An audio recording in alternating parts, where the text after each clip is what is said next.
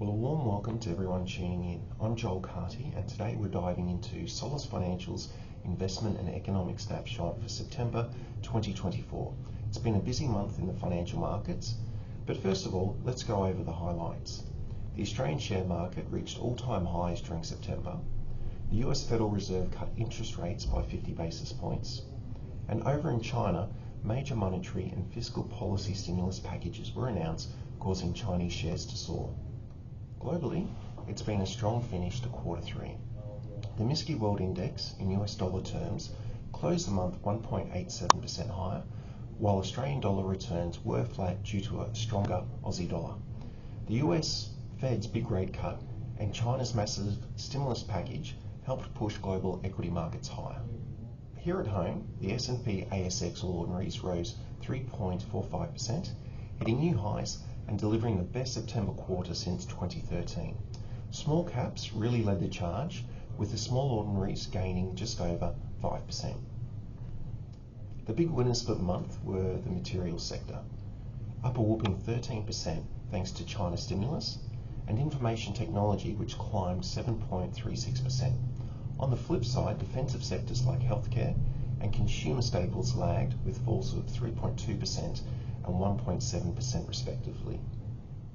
Now looking at the US equity market, they also reached record highs, thanks to the Fed's aggressive rate cutting cycle. The S&P 500 gained 2.14% and the Nasdaq was up 2.68%. Interest rate sensitive sectors performed best, with consumer discretionary jumping up over 7%. Meanwhile, energy lagged behind, dropping 2.7%, reflecting weaker global oil prices. Speaking of China, they rolled out the most aggressive stimulus package since the pandemic, and the markets responded. The Shanghai Composite Index surged an incredible 21.1%, while the Hang Seng in Hong Kong jumped 17.5%. China's taking bold steps to revive its economy, and the impact will be felt worldwide.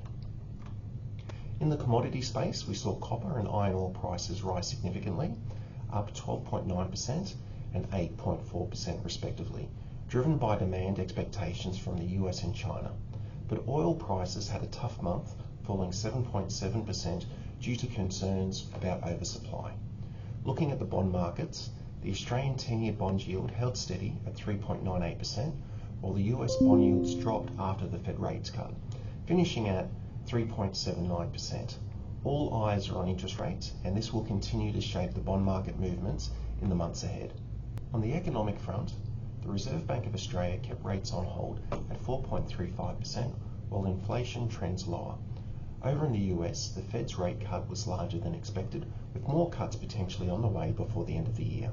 And in China, authorities are trying to offset weak economic data with bold stimulus measures, particularly focused on boosting property and equity markets.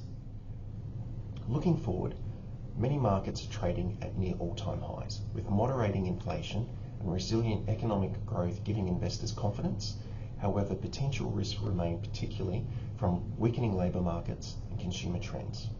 That's all for now. Thanks for tuning in to this month's snapshot. If you have any questions or want to discuss how these developments might impact your personal financial situation, feel free to reach out.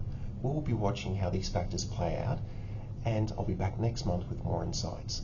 Stay safe, stay informed, and I'll see you next time.